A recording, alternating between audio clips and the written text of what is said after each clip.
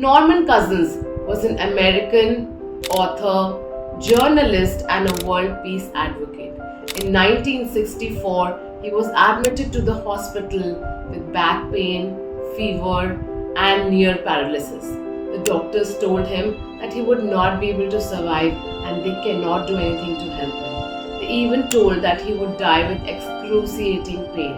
What he did next and the outcomes that he received from it shocked everyone around the world. Cousins checked into a hotel and hired every funny movie or show he could get his hands on. Three Stooges and so on. He watched and rewatched and he continuously kept laughing watching them. After 6 months of continuous laughter sessions, when he showed it reports to the doctors were shocked.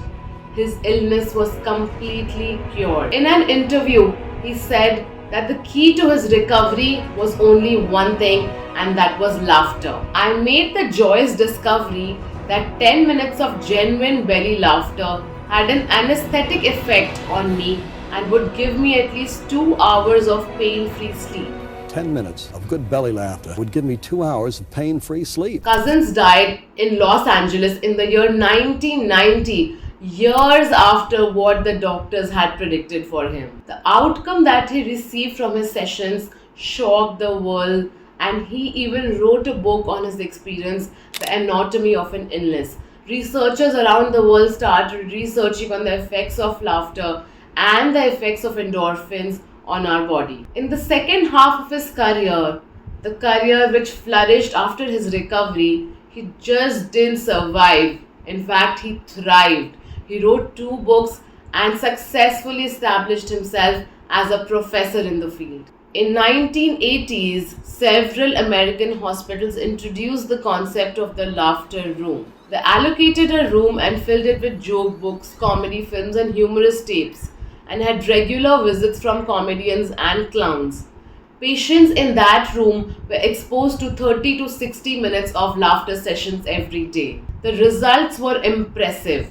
A dramatic improvement in patient health and shorter average hospitalization time per patient. The laughter room also showed a decrease in the number of painkillers required by those in pain, and patients became easier to deal with. So we see that the medical profession started seeing laughter seriously. Laughter attracts friends, improves health, and extends life. When we laugh, every organ in our body is affected in a positive way. Our breathing quickens, which exercises the diaphragm, neck, stomach, face, and shoulder. Laughter can also lower the heart rate, dilate the arteries, stimulate the appetite, and burn up calories. Laughter seizes the amount of oxygen in the blood, which not only helps healing and improves circulation, it also expands the blood vessels close to the skin surface. Now let's take a look at some of the research evidence in the field of laughter. So after Norman's discovery of the effects of laughter on our body, there were a lot of research papers established in this field, and the evidences and the results that came out surprised everyone. Neurologist Henry Robertson found that 1 minute of solid laughter provides up to 45 minutes of subsequent relaxation. Professor William Fry at Stanford University reported that 100 laughs will give your body an aerobic workout equal to that of a 10-minute session on a rowing machine. Medically speaking, this is why a damn good laughter is damn good for you. But as we grow up, the amount of laughs that we have in a day keeps going down. On an average, an adult laughs 15 times a day, whereas a preschooler laughs 400 times a day.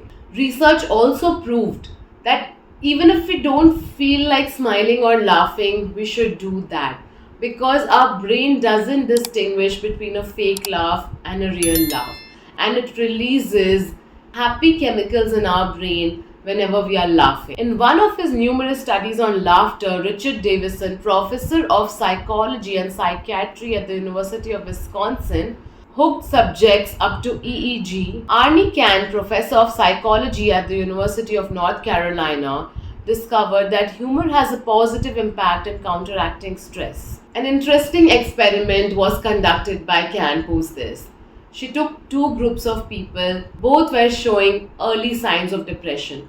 One group was showed laughter, movies, comedy clips, while the other was shown normal clips. The reactions were such: the group that watched comedy videos showed more improvement in their symptoms than did a control group that watched non-humorous videos.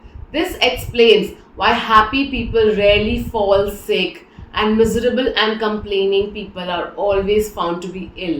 Humor stimulates the body's natural painkillers and feel good enhancers known as endorphins.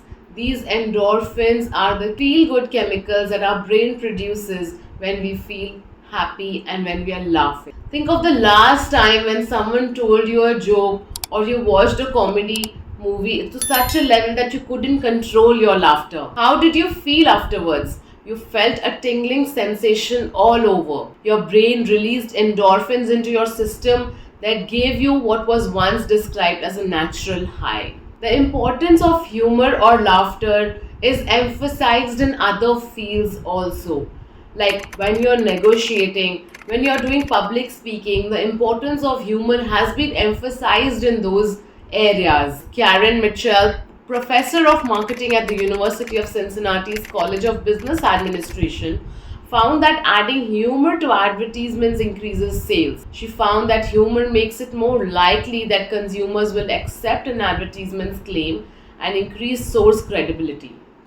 This researcher found that when humor is added to an advertisement, the consumers find it more credible. They are able to accept the source and the claims of the advertisement. So, humor just doesn't help us physically, it also helps us in other areas. As a speaker, we can incorporate humor and laughter into our speech to engage more with the audience. We can incorporate humor into our advertisements to sell more, to negotiate better with the client. And at the end, we have seen in this video how humor can dramatically improve our health and why, as adults, we start laughing less and less.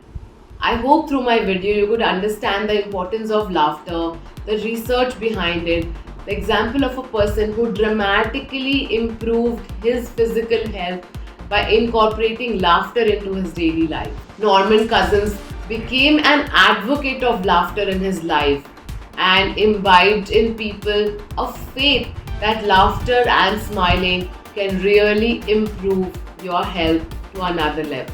So whether you're an adult or a child, don't forget to laugh your belly out.